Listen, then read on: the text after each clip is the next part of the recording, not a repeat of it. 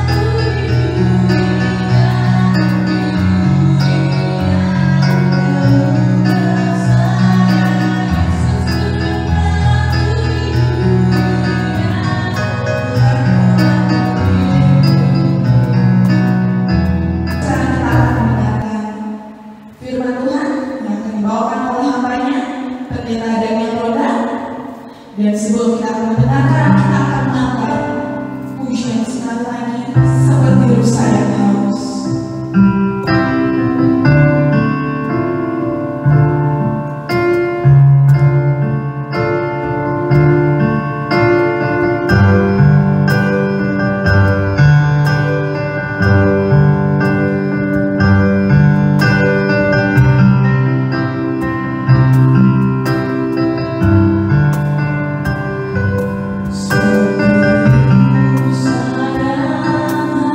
Sayang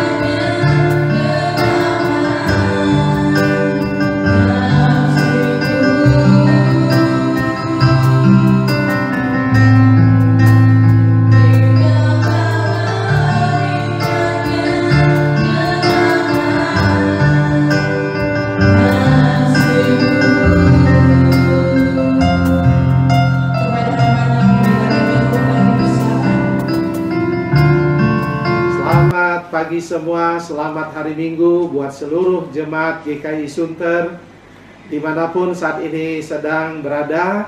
Tuhan Yesus baik dan Tuhan pasti menjaga Bapak Ibu semua. Dan hari ini saya berterima kasih atas kesempatan boleh menyampaikan firman Tuhan.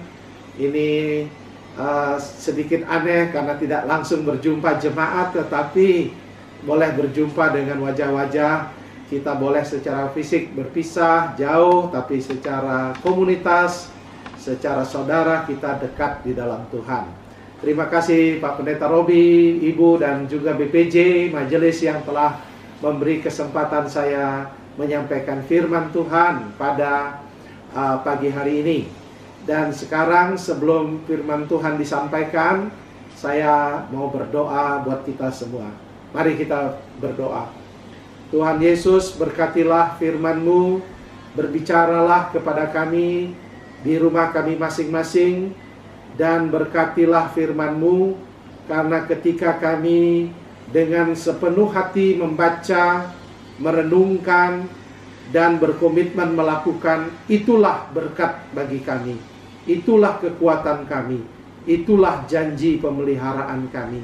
Oleh sebab itu, berikanlah hati kami konsentrasi dan kemampuan untuk mendengar firman-Mu.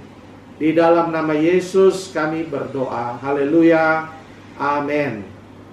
Bapak Ibu yang kekasih, saya mengajak kita membuka Alkitab dalam Lukas pasal 8 ayat 22 sampai 25. Lukas pasal 8 ayat 22 sampai 25.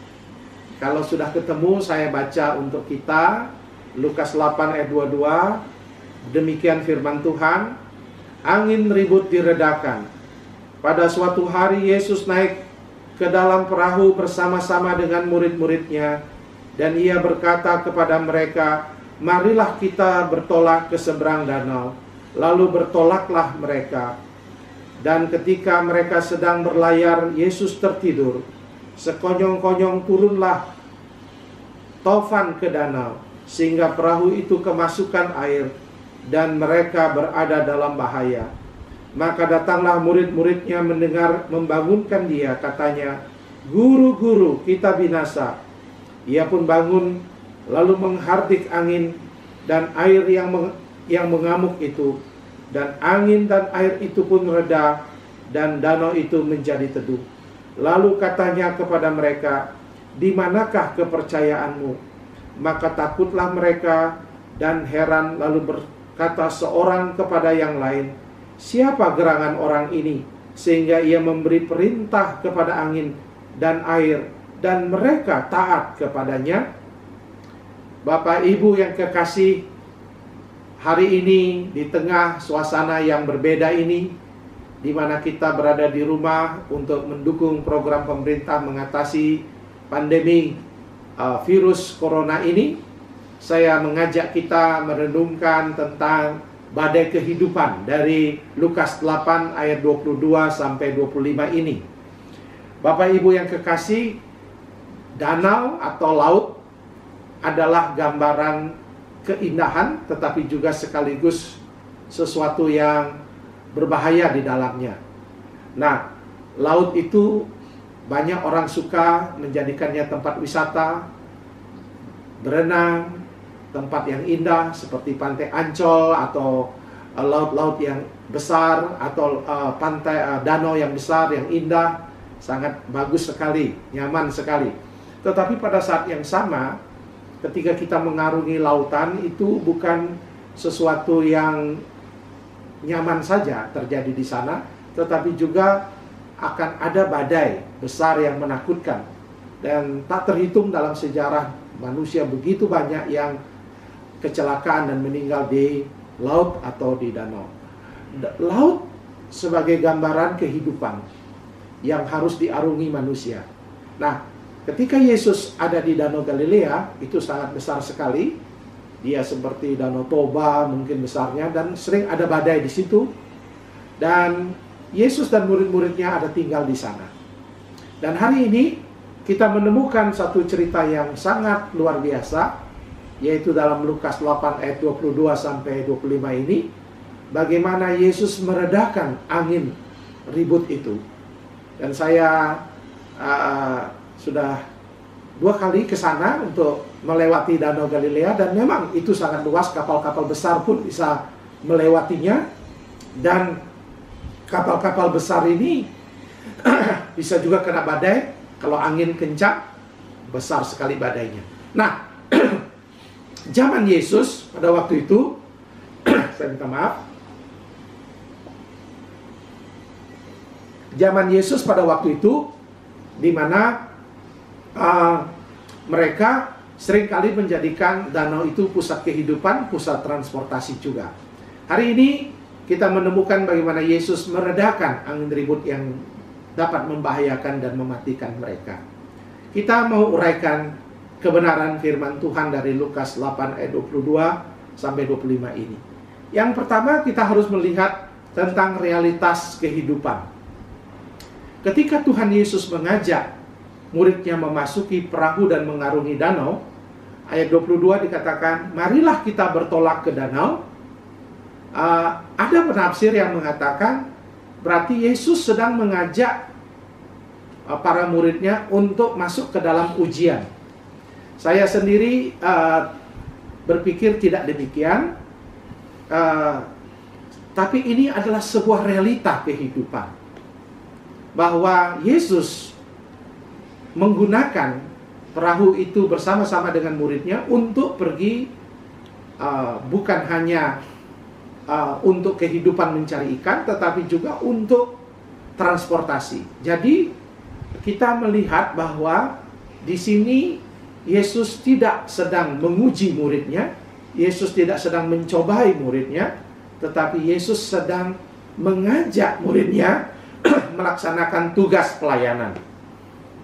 Dan ini adalah gambaran realita kehidupan, bahwa hari ini pun kita sedang memasuki, kalau kata Bapak pendiri gereja kita, Bapak A.B. Simpson, katakan kita sedang mengarungi lautan yang kita harus bertolak ke tempat yang dalam itu. Nah, badai itu tiba-tiba dalam ayat 22, kalau Bapak Ibu masih melihat Alkitab, ayat 22, sekonyong-konyong badai itu menghantam perahunya, murid Yesus dan murid-muridnya. Jadi ini adalah gambaran kehidupan realita, bahwa jika kita membayangkan danau yang besar itu atau laut itu sebagai sebuah perjalanan kehidupan, maka badai kehidupan itu seringkali datang sekonyong-konyong atau tiba-tiba. Hari ini Jemaat Sunter yang mendengarkan firman Tuhan dari saya pasti tidak menyangka badai virus corona ini seperti ini. Sangat luar biasa badai ini. Banyak yang sudah PHK, 1,6 juta orang menurut majalah Detik.com sudah kena PHK. Banyak jemaat kita hari ini yang mengalami kesulitan. Saya ditelepon ketua daerah di Bali. Banyak sekarang jemaat mereka di PHK karena hotel-hotel sudah kosong, pariwisata menjadi sepi, dan di berbagai tempat lainnya. Ini badai besar yang sedang kita hadapi saat ini. Mungkin ada badai-badai kecil yang juga Jemaat Sunter sedang hadapi. Mungkin ada masalah keuangan, ada masalah kesehatan, ada masalah konflik dan sebagainya, masalah penyakit dan sebagainya. Badai itu sebuah realita yang menghantam orang percaya, yang menghantam orang yang melayani Tuhan. Dan karena apa? Banyak yang bertanya, mengapa kita orang percaya kena? Karena itulah realitas kehidupan. Kita belum tiba di sorga, sehingga dunia yang rusak ini membuat kita mengalami hal-hal seperti ini. Karena seringkali peristiwa di sekitar kita membuat adanya masalah musibah yang terjadi seperti ini. Dan inilah realita.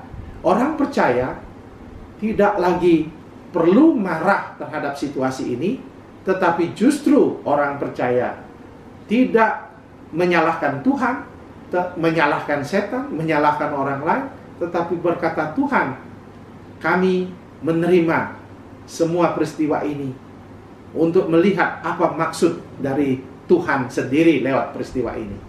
Yang pertama, mari kita menerima badai kehidupan ini sebagai realitas kehidupan yang pasti akan ada. Corona ini terlalu besar buat kita mungkin, tetapi mungkin berikutnya akan ada lagi sampai kita dipanggil Tuhan atau sampai Yesus datang.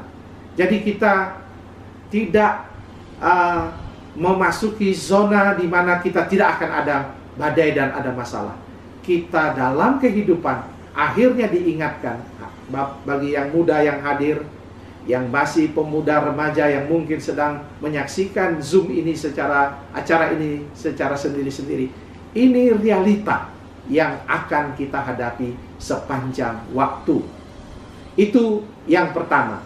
Yang kedua, Bapak Ibu yang kekasih, kita mau melihat bagaimana ternyata Yesus tertidur. Ternyata pertolongan itu kelihatannya dalam tanda petik diam, Bapak Ibu.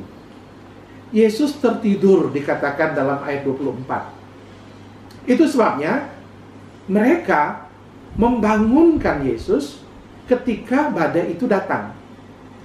Nah, ini pelajaran menarik kalau kita bawa kepada refleksi, perenungan. Ketika badai kehidupan datang, para murid itu baru membangunkan Yesus. Apakah ini menjadi pertanyaan buat kita dan saya dan jemaat GKI Sunter? Apakah kita baru memanggil dan menyerukan nama Yesus ketika badai itu datang? Nah, apakah gara-gara peristiwa ini baru kita sadar, baru kita mencari Dia? Dan pertanyaan yang berikutnya adalah, mengapa sepertinya Dia diam? Mungkin ada yang berkata, Tuhan, kenapa justru Engkau tidak langsung menolong saya?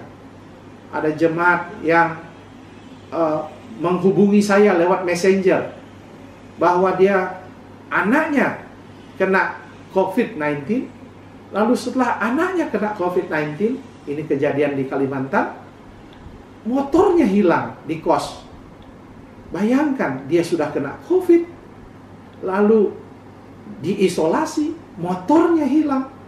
Dan dia berkata, Tuhan, di mana pertolongan? Mereka diisolasi. Mereka seperti bingung menghadapi situasi ini. Dan inilah yang sering orang Kristen bertanya, Tuhan, mengapa Engkau diam lewat situasi seperti ini?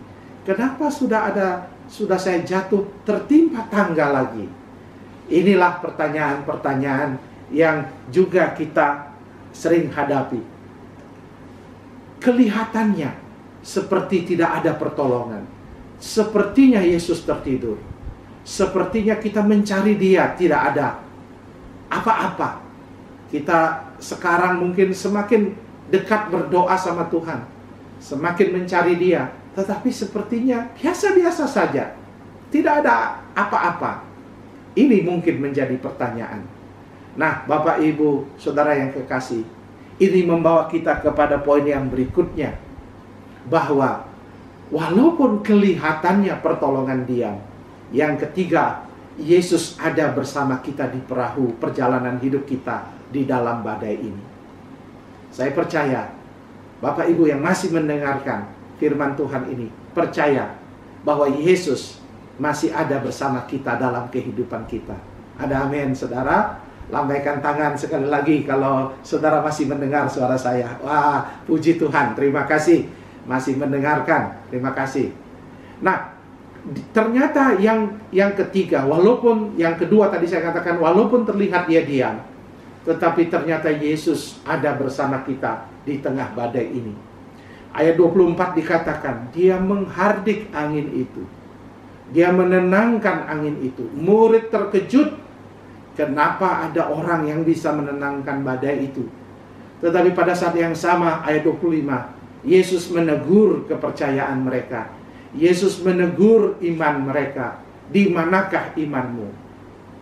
Yesus dalam badai ini, Ia selalu ingin mempertunjukkan kemahakuasaannya. Di tengah badai inilah Ia pada saat yang sama mempertunjukkan bagaimana sebenarnya iman kita. Bagaimana sebenarnya ketika kita melihat masalah. Saudara, Yesus selalu ada bersama kita. Tetapi kadang-kadang dia ingin melihat bagaimana cara kita beriman kepada dia.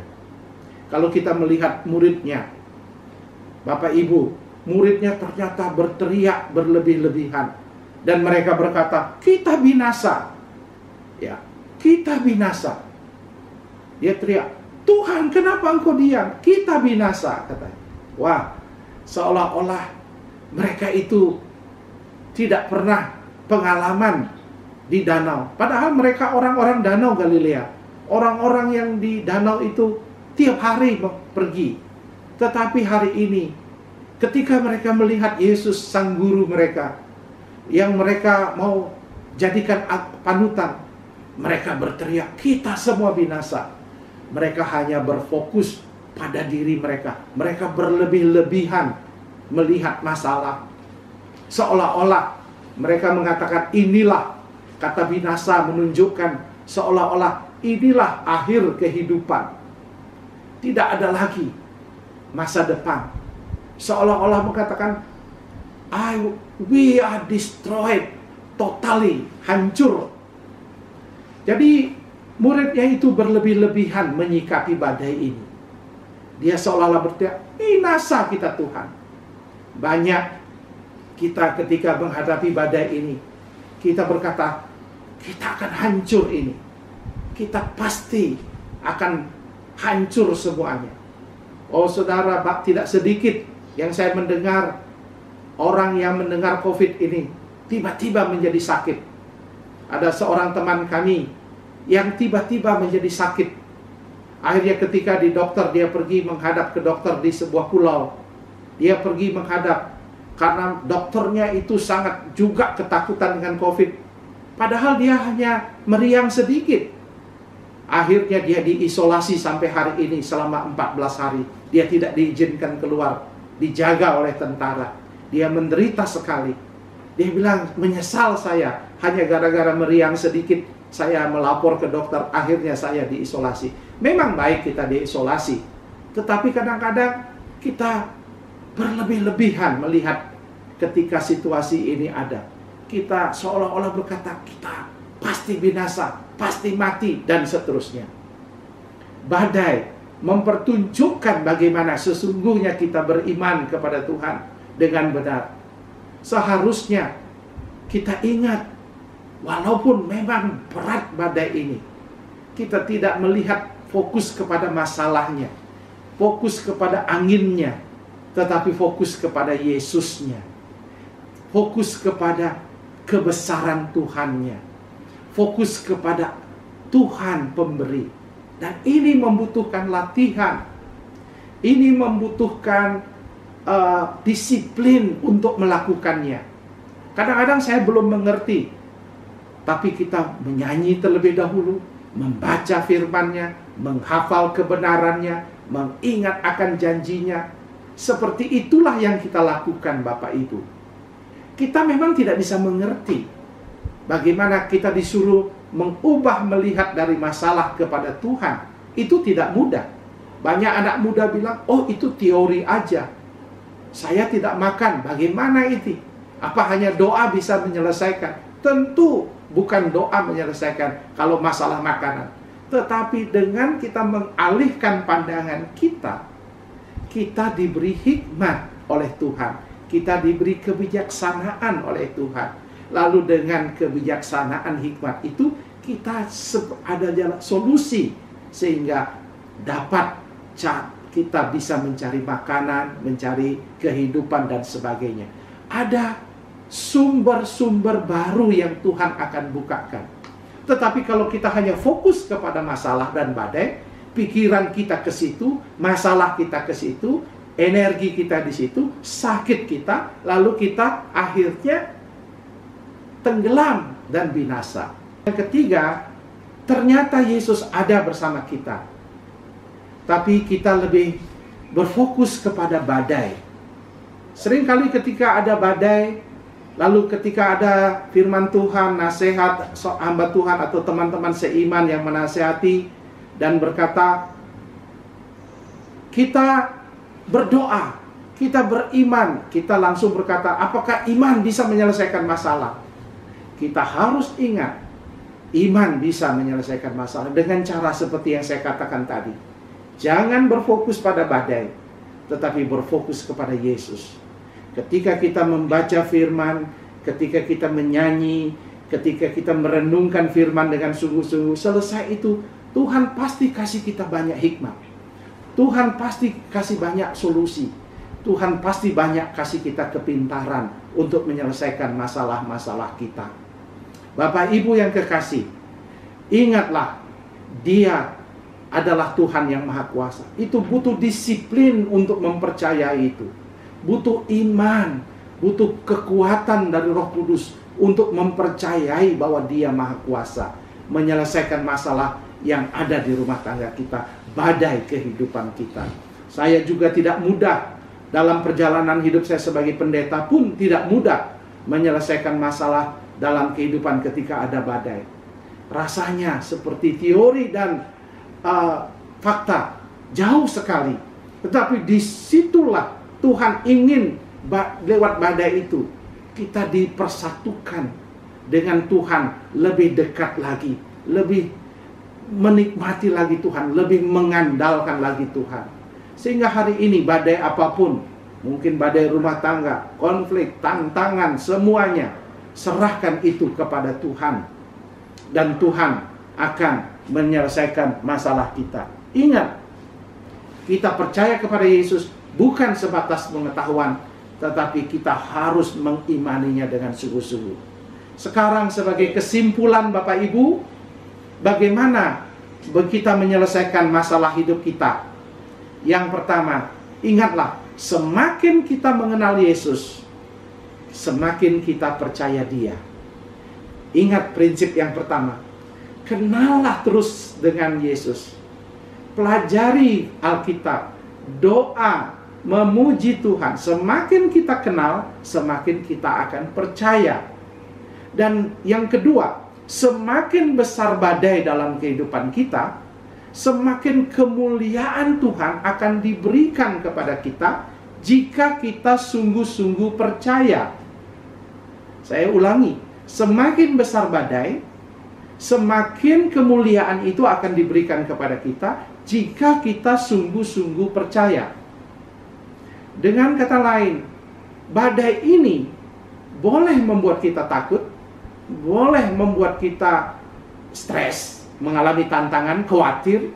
Tetapi ketika kita berhasil mengalihkan badai masalah dalam hidup kita, tantangan dalam hidup kita kepada Tuhan Yesus, mempercayai kata-katanya, mengimani kebenarannya, maka kemuliaan akan diberikan kepada kita, mampu mengatasi badai ini. Dan yang ketiga, yang terakhir, kesimpulan yang terakhir adalah semakin kita percaya Yesus di tengah badai yang kita hadapi, semakin kita akan mampu menghadapi badai yang akan terjadi berikutnya. Karena corona mungkin badai yang pertama ini dalam hidup kita yang besar, tapi bisa jadi bertahun-tahun depan atau berwaktu depan ada bencana alam, ada apapun, badai-badai yang besar, badai politik dan sebagainya, jauh lebih besar seperti tahun 98 yang lalu. Badai itu akan berulang. Tetapi jika kita percaya kepada Yesus di tengah badai seperti ini, kita akan mampu menghadapi badai yang berikutnya dengan lebih kuat lagi. Jadi, Bapak Ibu yang kekasih, saya akan menutup khotbah ini dengan satu ajakan bagi kita. Khawatir boleh ada, takut boleh ada, tantangan akan masa depan yang gelap ini di depan kita boleh ada. Sakit penyakit mungkin terus ada dalam tubuh kita. Konflik, tantangan, masalah selalu ada. Tetapi percayalah, belajarlah mengalihkan fokus kita kepada badai, kepada Yesus. Tidak mudah, tetapi itu harus kita lakukan. Ini tempat yang tepat, hari yang tepat untuk melatihnya. Ketika kita dilarang kemana-mana, ketika kita diisolasi di rumah, ini tempat yang tepat untuk melatih iman kita, untuk berfokus kepada Yesus. percaya kepada Dia. Dan yakinlah, engkau akan melihat, Bapak Ibu akan melihat kemuliaan. Banyak solusi-solusi, banyak peluang-peluang akan terbuka, dan kemuliaan Tuhan akan semakin ditunjukkan, dan kita akan mampu menghadapi badai berikutnya. Tuhan menolong kita. Mari kita berdoa. Mari kita tunduk kepala, kita berdoa. Tuhan Yesus, firman-Mu sudah selesai hamba beritakan. Sekarang hamba-Mu berdoa buat semua jemaat GKI Sunter yang ada di rumah, bersama keluarga mereka, bersama anak-anak mereka, menantu mereka, cucu mereka. Tuhan berkati. Apapun usaha pekerjaan mereka, Tuhan berkati. Kalau ada badai dalam kehidupan mereka, dalam nama Yesus Tuhan jamah. Dalam nama Yesus Tuhan tolong. Tuhan berkati kehidupan mereka. Penyakit Tuhan angkat, badai Tuhan berikan jalan keluar, semuanya Tuhan akan siapkan. Jangan Tuhan kami terus berfokus kepada badai, tapi ajar kami beriman dan berfokus kepada Yesus. Tidak mudah, tetapi kami harus mengimaninya dan harus mempraktekannya, karena kami akan menemukan kemuliaan di dalamnya. Berkati kebenaran firman-Mu Tuhan, berkati pelayanan kami selanjutnya. Dalam nama Yesus kami berdoa. Haleluya, amin. Tuhan memberkati. Shalom. Silakan lambaikan tangan. Oke, terima kasih. Tuhan memberkati. Silakan pemimpin acara. Baik, terima kasih atas firman Tuhan yang telah dibawakan oleh hamba-Nya Pendeta Daniel Ronda. Kiranya dapat memberkati jemaat sekalian, biarpun kita beribadah di rumah masing-masing. Dan saat ini kita akan masuk ke dalam persembahan. Kita akan melakukan pujian GKI 212. Persembahan akan dijalankan di rumah masing-masing atau di transfer.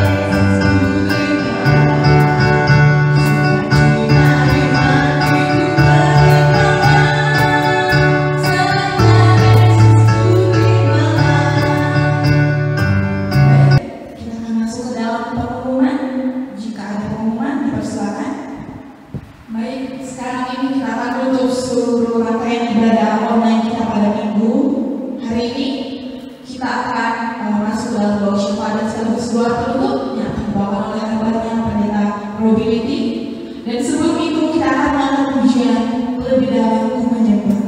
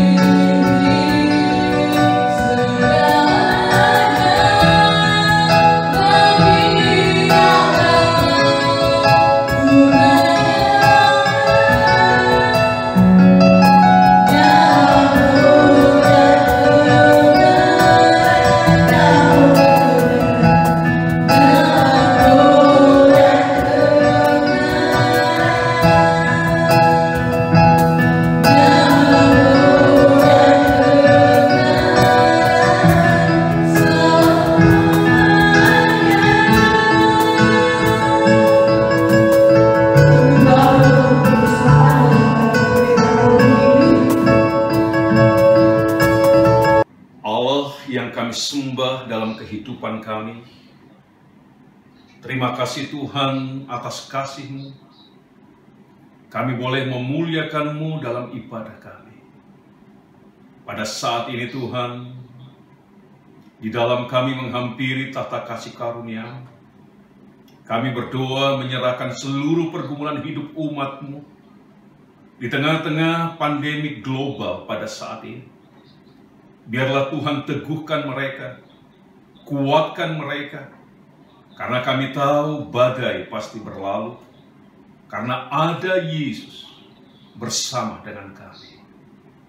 Berkati juga umat-Mu di tengah-tengah situasi ini Tuhan, di mana saat ini baik mereka yang bekerja dari rumah, bahkan baik mereka yang menggeluti masalah-masalah ekonomi mereka, bahkan pergumulan-pergumulan hidup yang lain, kiranya mereka tetap memandang kepada Tuhan, karena kami tahu kuasa Tuhan selalu hadir, selalu memberikan jalan keluar, bahkan menolong tepat pada waktunya. Untuknya itu ya Yesus, berkati umat-Mu di tengah-tengah situasi badai ini. Biarlah mereka tetap mengandalkan-Mu, tetap hidup di dalam Engkau. Bahkan kami tahu, apapun situasi kehidupan kami pada saat ini, kami tetap mencari Tuhan. Bahkan lebih dan lebih dalam lagi. Dan kami di tengah situasi ini, kami dapat melihat apa maksud Tuhan di dalam badai ini. Tuntun tolong kami Tuhan. Di tengah-tengah situasi ini, kami tidak panik, kami tidak putus asa, kami tidak kecewa. Tetapi di tengah-tengah semua ini, kami tahu ada Tuhan yang memberikan yang terbaik bagi kami.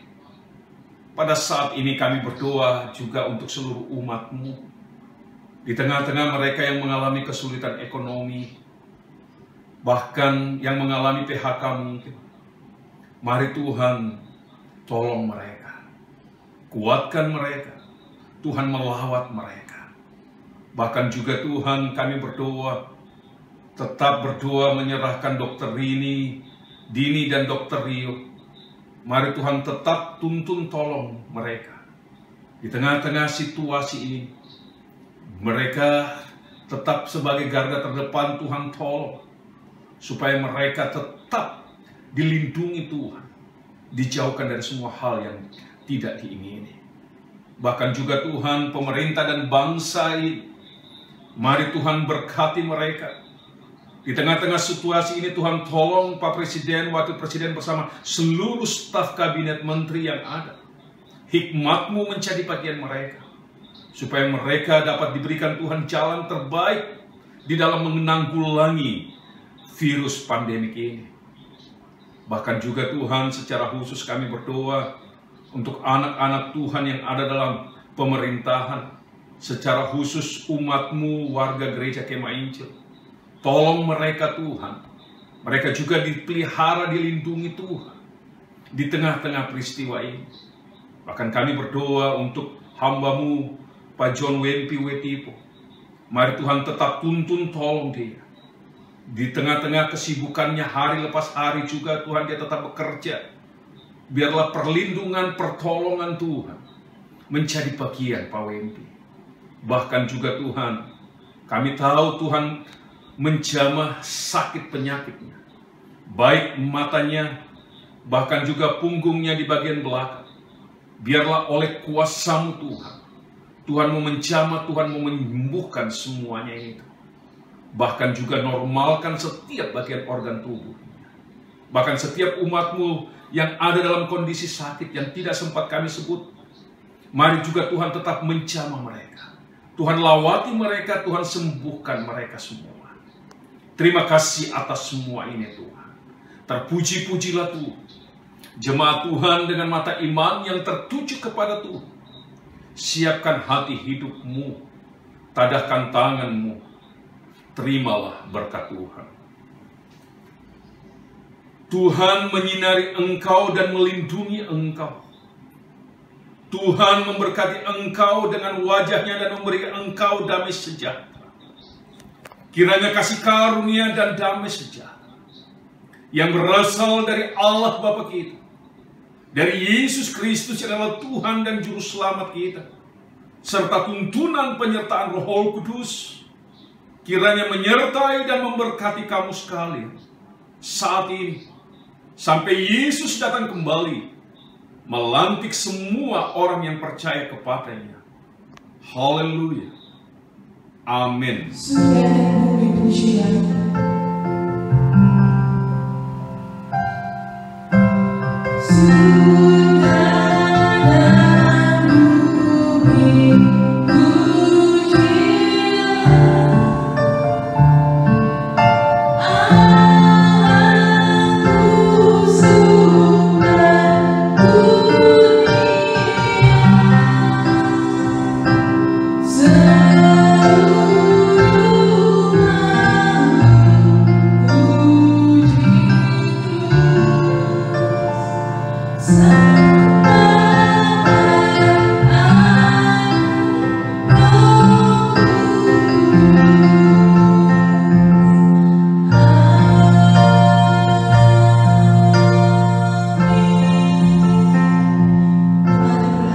Saat terusnya